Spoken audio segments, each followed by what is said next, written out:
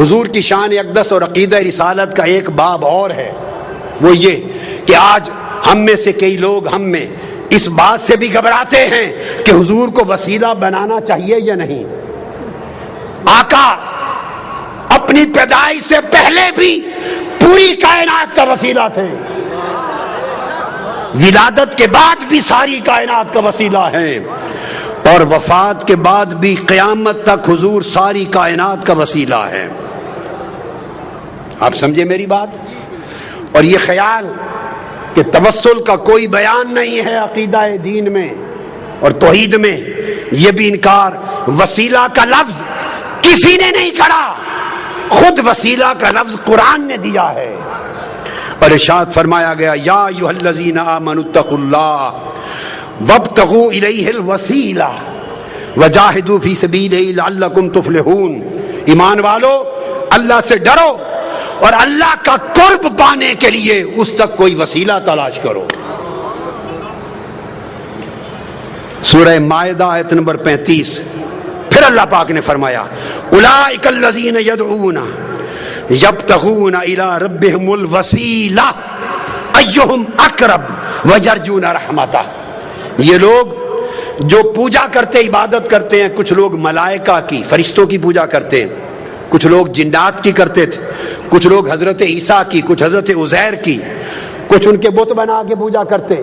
قرآن نے کہا جن کی یہ عبادت کرتے ہیں، خواہ وہ حضرت عیسیٰ ہیں یا حضرت عزیر، خواہ وہ جنات ہیں یا ملائکہ جن کے بت بنا کے عبادت کرتے ہیں، قرآن نے کہا ان کا اپنا عالم یہ ہے کہ یبتغون الی ربہم الوسیلہ، وہ خود خدا کا قرب چاہنے کے لیے وسیلہ تلاش کرتے ہیں۔ ایہم اقرب، کہ کون خدا کے زیادہ قریب ہے تاکہ اسے وسیلہ بنائے اور خدا کا قرب پالے۔ تو قرآن مجید نے اللہ کے مقرب بندوں کو وسیلہ بنانا قرآن نے نص کے ذریعے واجب بنا دیا۔ ارے وسیلے کو عقیدہ توحید کے خلاف سمجھنا یہ قرآن کا انکار اور شریعت قرآنی کی سے جہالت۔ پوچھو حضرت یوسف علیہ السلام سے، جب ان کے والد حضرت یعقوب علیہ السلام کی بینائی چلی گئی تھی اور ان کے 11 بھائی حاضر ہوئے مصر میں، جب وہ وزیر تھے، بادشاہ تھے مصر کے، اور بتایا کہ حضرت یعقوب آپ کے والد آپ کے غم میں، جب ملاقات ہو گئی تھی، غم میں رو رو کے بینائی دے بیٹھے۔ اب قرآن کہتا ہے جب پتہ چل گیا کہ بینائی چلی گئی تو کیا کرتے؟ یوسف علیہ السلام ہاتھ اٹھا کے دعا کرتے، عرض کرتے باری تعالیٰ میرے والد حضرت یعقوب کی بینائی لوٹا دے۔ آج صرف یہی طریقہ بتایا جاتا ہے نا، صرف یہ۔ تو یوسف علیہ السلام نے یہ کام نہیں کیا، کر سکتے تھے۔ اللہ کے پیغمبر سے بہتر توحید کو کون جانتا ہے؟ کرتے باری تعالیٰ میرے باپ یعقوب کو بینائی دے دے۔ حضرت یعقوب علیہ السلام خود نبی ہیں، خود نبی، وہ خود دعا کرتے مولا مجھے بینائی دے دے۔ نہ حضرت یعقوب نے خود براہ راست دعا کی، نہ حضرت یوسف علیہ السلام نے کی۔ تو کیا کیا؟ جب پتہ چلا کہ بینائی چلی گئی، اپنا قمیض اتار کے دے دیا۔ قمیض اتار کر قرآن کہتا ہے اذهبوا بقمیصی ھذا فالقوه علی وجه ابیات بصیرا فلما ان جاء البشیر فالقاه علی وجهه فارتد بصیرا۔ اپنا قمیض اتارا جو حضرت ابراہیم علیہ السلام کے وقت سے ان کے پاس چلا آتا تھا، اتار کے قمیض دیا اور کہا یہ میرا قمیض میرے والد حضرت یعقوب کے چہرے آنکھوں پہ رکھنا، اس کے وسیلے سے بینائی آ جائے گی۔ قرآن بول رہا ہوں، پر وہ قرآن بتاتا ہے کہ جب وہ قمیض لے کے بھائی آیا، حضرت یعقوب کے چہرے پہ رکھا، حضرت یوسف کے قمیض کے وسیلے سے بینائی لوٹ آئی۔ اب وسیلے کا انکار کرنا دو پیغمبروں کی سنت کا انکار ہے اور قرآن مجید کی نص کا انکار ہے۔ یہ کیسی جاہلانہ توحید ہے جو تمہیں وسیلے سے دور لے جا رہی ہے۔ ارے وسیلہ مصطفیٰ کے بغیر تو آپ کے ہمارے باپ حضرت آدم کی توبہ بھی قبول نہ ہوتی۔ آقا علیہ السلام کی اپنی سنت دیکھیے کیا ہے. اپنی سنت آقا علیہ السلام کی کہ حضور خود بھی وسیلے سے دعا کرتے. سبحان اللہ. میں آپ کو حدیث دے رہا ہوں, اور یہ حدیث دے رہا ہوں, آج تک کسی محدث نے آقا کی اس دعا کی روایت کو رد نہیں کیا, رد نہیں کیا. اور وہ دعا کیا ہے کہ سیدنا علی المرتضیٰ کرم اللہ وجہ الکریم کی والدہ ماجدہ جب وفات پا گئیں, حضرت فاطمہ بنت اسد بن ہاشم آقا علیہ السلام کی چچی تھی, پالا تھا, پیار کیا تھا. وفات ہو گئی جب, تو آقا کو بڑا غم تھا. ان کی قبر کھودی مولا علی المرتضیٰ کی والدہ حضرت فاطمہ بنت اسد. جب قبر کھودی تو آقا علیہ السلام خود قبر میں لیٹ گئے. پھر ان کو لحد میں اتارا گیا. لحد میں اتار کر جب اتار چکے تو آقا علیہ السلام نے خود قبر پہ کھڑے ہو کے دعا کی. اب جو دعائے مصطفیٰ حضرت فاطمہ بنت اسد ام علی مرتضیٰ کی قبر پر آقا نے کی ہے, وہ دعا سنیے. اس کے بعد وسیلہ مصطفیٰ کا انکار کرنا, اس کو چاہیے کہ دین اسلام چھوڑ دے, وہ بے ایمان. کسی محدث نے اس کو رد نہیں کیا. آپ نے دعا کی, اور دعا کی اللہم اللذیم اللہ الذی یحیی و یمیت و حی لا یموت اغفر لأمی فاطمہ بنت اسد ولقنھا حجتھا. اے اللہ جو زندہ اور سلامت ہے اور قائم و دائم ہے, جو فوت نہیں ہوتا, میری ماں فاطمہ بن اسد کی بخشش فرما, اس کو اس کے کلمہ کی تلقین فرما. اور آگے ووسع علیہا مدخلہا, اس کی قبر کو اس پر وسیع کر دے. بے حق کے نبیے کا, تجھے تیرے نبی محمد مصطفیٰ کا وسیلہ. آقا علیہ السلام دعا کر رہے ہیں,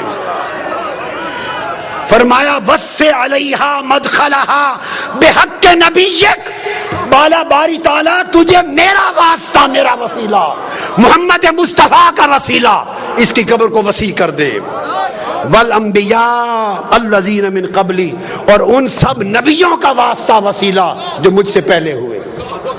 اب یہ کہنا کہ اس طریقے سے دعا کرنا جائز نہیں کہ نبی کے واسطے سے بخش دے, نبیوں کے واسطے سے بخش دے, فلاں کے وسط کے وسیلے سے بخش دے, ایسا اگر کوئی شخص کہے تو اس سے بڑا جاہل کوئی نہیں ہے قرآن اور حدیث کا.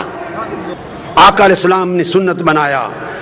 اس حدیث کو سنیے, امام طبرانی نے روایت کیا, امام ابو نعیم نے روایت کیا, امام حیثمی نے روایت کیا, امام ابن حبان نے روایت کیا, امام حاکم نے روایت کیا, اور کہا رجال الصحیح ہیں, حدیث کے رجال سند صحیح ہے. یہ آقا علیہ السلام نے خود اپنے وسیلے سے دعا کی. ارے جب آقا علیہ السلام کی ولادت بھی نہ ہوئی تھی, حضرت عمر فاروق رضی اللہ تعالیٰ عنہ روایت کرتے ہیں, سرکار فاروق اعظم, اور اس حدیث کو امام حاکم نے روایت کیا, امام بہقی نے, اور امام حاکم نے کہا ھذا حدیث صحیح الاسناد. پھر اس حدیث کو حافظ ابن کثیر نے روایت کیا, علامہ امام سیوطی نے روایت کیا, علامہ ابن تیمیہ نے روایت کیا, مجموع الفتاوی جلد 2 صفحہ 151, علامہ ابن تیمیہ نے. اور اس روایت کو بیان کر کے جرا نہیں کی, اس کو کہا کہ یہ حدیث دیگر حدیث سیاح کی قرآنی آیات کی طرح تفسیر کرتی ہے, مقبول قرار دیا. سیدنا فاروق اعظم نے کہا کہ آقا علیہ السلام نے فرمایا, آدم علیہ السلام جب زمین پہ آئے تو دعا کی, یا رب اسألک بحق محمد لما غفرت لی, میں تجھے واسطہ محمد مصطفیٰ سے بخشش مانگتا ہوں. اللہ نے فرمایا فقد غفرت لک ولولا محمد ما خلقتک, آدم تو نے مصطفیٰ کا وسیلہ پیش کیا ہے, میں نے تیری خطا معاف کر دی, اگر محمد نہ ہوتے تو تجھے بھی پیدا نہ کرتا. میں نے اختصار سے بتا دیا, اور اس کو میں نے کہا کہ ابن تیمیہ نے بھی تک نے اس کی تصریح اور تائید کی, اور امام طبرانی نے حدیث صحیح کے ساتھ تائید کی. اب میں اگلا حوالہ دے رہا ہوں. عبداللہ ابن عباس روایت کرتے ہیں, قرآن مجید کی آیت ہے, قرآن مجید کہ بنی اسرائیل جب لڑائی کرتے تھے اوس اور خزرج کے مقابلے میں یا کفار کے مقابلے میں تو فتح یابی کے لیے آقا علیہ السلام کا وسیلہ پیش کرتے تھے. اس کو قرآن نے بیان کیا کہ آقا علیہ السلام کے وسیلے سے کفار پہ مدد طلب کرتے تھے. عبداللہ ابن عباس روایت کرتے ہیں ان یہودا کانوا یستفتحون علی الاوس والخزرج برسول اللہ قبل مبعثہ. حضور کی بعثت سے پہلے اوس و خزرج پر فتح یابی کے لیے یہود حضور کے وسیلے سے دعا کرتے تھے. اور اسی روایت کو جو میں نے بیان کی امام ابو نعیم نے سن لیے, کتنوں نے روایت کیا دلائل میں. حافظ ابن حجر عسقلانی نے اس کو روایت کیا اصابہ میں, امام طبری نے تفسیر ابن جریر میں, امام ابن ابی حاتم نے اپنی تفسیر میں, حافظ ابن کثیر نے اپنی تفسیر میں, اور پھر امام بغوی نے تفسیر معالم التنزیل نے, علامہ زمخشری نے اپنی تفسیر میں, امام قرطبی نے اپنی تفسیر میں, امام بیضاوی نے اپنی تفسیر میں, امام نصفی نے اپنی تفسیر میں, امام ابن حبان نے اپنی تفسیر میں, امام خازن نے اپنی تفسیر میں, امام اندلسی نے اپنی تفسیر میں, ابن کثیر نے اپنی تفسیر میں, امام ابو سعود نے اپنی تفسیر میں, سیوطی نے اپنی تفسیر میں, اور علامہ آلوسی نے اپنی تفسیر میں, روح البیان نے اپنی تفسیر میں, امام شوکانی نے فتح القدیر میں, قاضی ثناء اللہ پانی پتی نے اپنی تفسیر میں. الغرض جو تفسیر دنیا کی ائمہ کی اٹھائیں, کسی ایک مفسر نے 1200 سال کے ذخیرہ تفسیر میں اس کا انکار نہیں کیا, ہر ایک نے بیان کیا. آج کوئی شخص کیا جرت رکھتا ہے کہ قرآن کی اس آیت کی تفسیر کا انکار کرے جسے 1400 سال تک ہر امام تفسیر نے اور ہر محدث نے اس کو بیان کر کے اس پر اعتماد کیا. حضرت معاذ نے کہا, یہود کو پکڑ لیا, حضرت بشر بن البراء نے پکڑ لیا اور کہا یہودیوں ہم جب مشرک تھے تم حضرت محمد مصطفیٰ کا وسیلہ دے کر ہم سے فتح مانگتے تھے اللہ سے اور فتح یاب ہوتے تھے, آج ہم ان پر ایمان لے آئے تم منکر ہو گئے. اتنا معروف قرآن کا حکم امام بہقی نے, امام طبری نے, ابن حاتم نے. الغرض اگر میں 500 کتب کا حوالہ دوں تو 1200 سال میں 500 تفسیریں حدیثیں بڑھ جائیں. کون انکار کر سکتا ہے سوائے اس شخص کے جو جاہل ہے, جس نے عربی کتابیں کبھی کھول کے نہیں دیکھی, جس کو 2 سطریں پڑھنی نہیں آتی اور وہ لوگوں کے سامنے عقیدہ بیان کرتا ہے. پھر اس کے بعد آقا علیہ السلام نے حکم دیا, جو تو عمل تھے. حضور علیہ السلام کی بارگاہ میں ایک نابینا شخص آیا, عثمان بن حنیف روایت کرتے ہیں. عرض کیا یا رسول اللہ میں نابینا ہو گیا ہوں, دعا کر دے میری بینائی آ جائے. مختصر کر رہا ہوں. آقا نے فرمایا چھوڑ دوں آخرت کے لیے اچھا ہے یا کر دوں؟ نہیں آقا دعا کر دے ٹھیک ہو جاؤں. میرے آقا نے فرمایا پھر میں دعا نہیں کرتا, تمہیں دعا سکھاتا ہوں تاکہ قیامت تک میری امت کو دعائے وسیلہ مل جائے. دعائے وسیلہ تاجدار کائنات نے سکھائی. کون ہے مصطفیٰ کی سکھلائی ہوئی دعائے وسیلہ کا جو انکار کرے؟ آقا نے فرمایا گھر جا وضو کر دو, نفل پڑھ اور یوں دعا کرنا اللہم انی اسألک واتوجہ الیک بمحمد نبی الرحمت یا محمد. پکارنا میرا نام لے کر, انی قد توجہت بک الی ربی فی حاجتی ہذہ لتقضی اللہم فشفع فی. دعا کرنا ہے اللہ میں تجھ سے سوال کرتا ہوں اور تیری بارگاہ کی طرف متوجہ ہوتا ہوں نبی رحمت حضرت محمد مصطفیٰ کے وسیلے سے, حضور کے واسطے سے. یہ کہہ کر آقا نے فرمایا پھر مجھے پکارنا, کہنا یا محمد. آج لوگ کہتے ہیں کہ حضور کو پکارنا جائز نہیں. ارے جائز ناجائز کی شریعت آپ نے اور میں نے بنائی ہے. جائز ناجائز والی شریعت مصطفیٰ نے بنائی ہے. یہ حق نہ تجھے ہے نہ مجھے ہے, یہ حق مصطفیٰ کو ہے. مصطفیٰ خود فرمائیں گھر جا کے دعا کر کے مجھے پکار کے کہنا یا محمد. تم حضور کے منکر ہو. یہ کہہ کر انہوں نے دعا کی یا محمد آپ کے وسیلے سے اللہ سے مانگتا ہوں. تو پھر حدیث پاک میں آتا ہے آگے اس نے حضور کے وسیلے سے دعا مانگی.